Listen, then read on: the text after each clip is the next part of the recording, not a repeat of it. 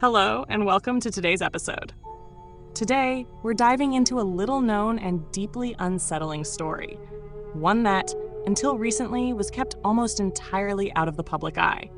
It's the story of a group of influencers who vanished during what was supposed to be a luxury content retreat on a private island. What happened to them remains one of the most disturbing mysteries in recent internet history. Everything you're about to hear is based entirely on footage that was recovered, but never released to the public. These are the last known videos created by the group themselves before they disappeared.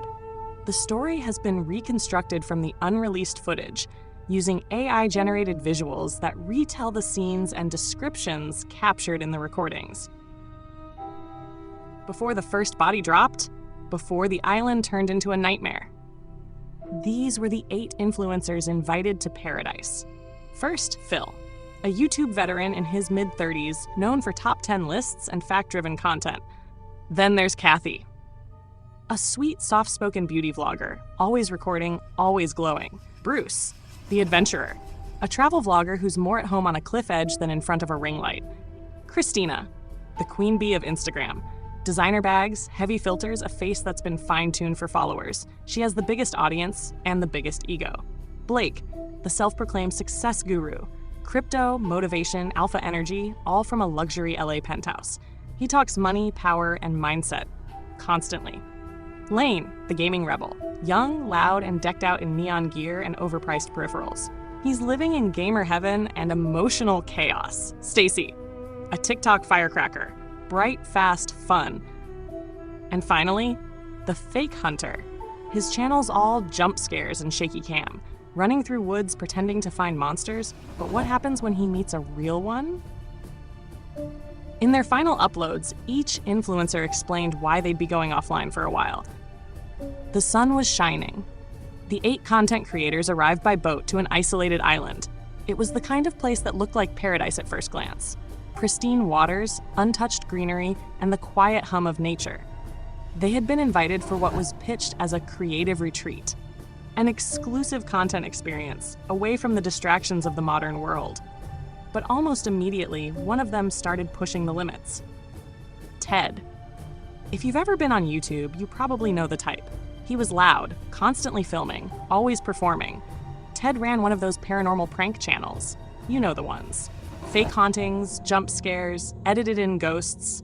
He was already filming as they docked, shoving his camera in everyone's face, narrating every move like he was live on stream. The others were visibly annoyed. Some laughed it off. But not Lane. Lane pulled Ted aside, and they got into it. It wasn't the kind of influencer drama that just stayed on the surface. Lane accused him, right to his face, of faking everything, of exploiting real fear for clicks, of turning everything into a circus. Ted tried to laugh it off, deflect, play it cool. But Lane wasn't having it. The tension was rising fast. Until someone unexpected showed up. A man stepped forward. His name was Stefan. He introduced himself simply as the keeper of the island. He wore a black and white butler's uniform, crisp and spotless, with white gloves and polished shoes. In his hands, he was holding a wooden box. Behind him, there was another. He cleared his throat and spoke calmly. Stefan said, "The first thing we will do now is collect your phones. Please place them in this box." Instantly, everyone reacted, groaning, protesting, laughing nervously. It wasn't just about losing social media for the weekend. Most of them relied on their phones for work, updates, even filming. But Stefan raised a gloved hand. Stefan told them, I know. You use them constantly and professionally. However, please note that this is our only requirement. As explained in the email you all received, you'll be given analog cameras to capture your impressions of the island. A professional editor will then create the montage you feel is most fitting. Reluctantly, one by one, they began to drop their phones into the box. Some made sarcastic comments, others hesitated. But in the end, they all complied. Most of them didn't care about the cameras. They weren't there to document anything meaningful. They were there for the free vacation, the ocean, the luxury, the escape. No one questioned it. No one realized this was the last time they'd be connected to the outside world. As they followed Stefan inland, frustration only grew. Blake had had enough. He got right in Stefan's face, voice raised, demanding answers. This wasn't the deal. The influencers had been promised a resort, not some isolated island with tents and trees. Stefane told him calmly, "I must inform you that the hotel part of the resort is not yet ready for operation. For now, you will be sleeping on the island." Blake was furious. He stepped even closer, face tense with anger, but Stefan didn't back down. He assured them, "You will, of course, be brought to the resort section soon. This is merely a temporary adjustment."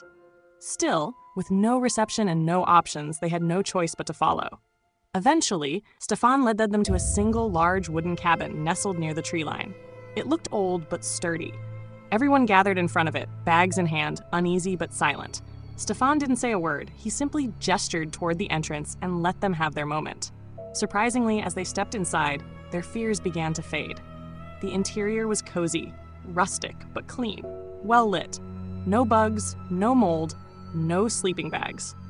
Ted made a beeline for the kitchen, flung open the fridge, and grinned. It was fully stocked with beer, soda, energy drinks, enough to keep a dozen YouTubers buzzed and happy. Upstairs, Kathy, Christina, and Stacy lugged their suitcases to the second floor. Christina entered her room first, dropped her bags, and sat down on the bed. She looked around with obvious disappointment. Christina said, "This mattress is at least a century old. I expected a 5-star resort, not a barn." Stacy and Kathy exchanged a look, one of those silent glances that says everything. Neither of them seemed particularly fond of Christina. Moments later, Christina turned to them, half curious, half bored. Christina asked, "All right, so I've heard about all of you, except Bruce. Who is he, and what does he even do?" Stacy replied, "I've never heard of him either." Kathy added, "He's a travel vlogger. He goes all over the world. You know, drone shots, jungle walks, that kind of thing." Just then, there was a knock at the door. Christina got up and opened it. Blake was standing there, flashing his usual confident smile. The two exchanged a quick look, then a grin. There was a little spark, and Christina didn't hide it. She turned to the others and said casually, "Oh, me and Blake? Yeah, we're a thing now." The sun dipped lower as the group settled into their afternoon on the island. After lunch, the influencers broke into smaller groups, eager to kill time before dinner. Kathy, Phil, and Bruce headed to a nearby clearing where someone had spotted a makeshift soccer field. They passed the ball around, laughing and breaking a sweat under the sun. Bruce and Kathy, in particular, seemed to be getting along. Laughing at each other's jokes, nudging shoulders, their chemistry subtle but growing. Later, the group reconvened on the beach. Some lounged on towels, others waded into the shallow surf. Music played from one of the analog speakers someone found in the cabin. It was the closest thing to normal any of them had felt all day. Ted, however, couldn't turn it off. He continued filming, walking up and down the beach with his DSLR rig, trying to manufacture content. He hovered near Christina again, pitching her ideas for collab videos, insisting she'd be the perfect co-host for his paranormal antics. Christina tried to ignore him, but her discomfort was obvious. Meanwhile, at the edge of the forest on the other side of the island, Lane and Stacy wandered together. They moved quietly between the trees, the sound of distant waves replaced by the rustle of leaves. Their silence wasn't just peaceful, it was heavy. The kind of silence shared by two people who had once been more. They hadn't spoken much since arriving, but their body language said enough. Old wounds, unresolved arguments, and a breakup still fresh in their minds. As they walked, an unseen presence watched from deeper in the woods. The sharp snap of a twig rang out behind them. They both froze.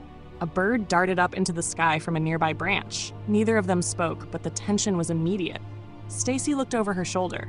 Lane narrowed his eyes. Something, or someone, was nearby. Without another word, they turned back toward the beach, picking up their pace. Back on the sand, things had escalated. Ted had crossed a line. This time, Blake stepped in. He physically blocked Ted from getting too close to Christina. The two exchanged heated words, voices rising. Phil and Bruce rushed over to separate them. Eventually, the others had enough. One by one, they told Ted to back off, to leave Christina alone, to stop filming, to just... His presence, once annoying, was quickly becoming toxic. After a long day on the island, Ted, the outsider of the group, quietly walks away. He's been the butt of jokes before, but this time it hits different. Hidden behind some trees, he listens as the others mock him. They make fun of his fake cryptid videos, his clickbait titles, his desperate attempts to stay relevant. For once, Ted isn't performing. Alone, by the edge of the beach, he breaks down. As the waves crash behind him, all traces of his online persona washed away by the sound of the sea. Later that evening, we see him again, chopping wood with laser focus. He doesn't say a word as Blake, Lane, Kathy, and Bruce pass him by, joking and carrying food from the catering tent. Somewhere offshore, a motorboat engine starts up, the last one leaving the island for the night. Inside, the group gathers for dinner. There's laughter, music, shallow conversations. They talk about money, brand deals, views, all the usual drama you'd expect from influencer circles. Half-empty glasses of wine and juice sit on the table. Empty plates clatter with silverware. The party shifts into full swing. Blake flirts with Christina while Phil, Lane, Kathy, and Stacy play darts. The boys are trying to impress the girls, throwing trick shots and goofing around. Everyone's relaxed, tipsy, distracted. Then a sound, a thud just outside, like someone falling. Phil pauses. "Did you hear that?" Lane nods and turns the music down. Another sound, closer this time from the front door. It swings open. Ted stumbles inside, barely standing. A machete is sticking out of his back. He's gasping, eyes wide with pain. And still, they laugh. They think it's just another one of his stunts. Blake rolls his eyes. "Dude, not funny. Enough with the bullshit." Christina smirks. "Where's the hidden camera this time? You really upped your game." But Ted can't respond. He falls to his knees, then collapses. Hard. Lane finally rushes over and grabs Ted's arm, but it slips lifeless from his grip. That's when it starts to dawn on him.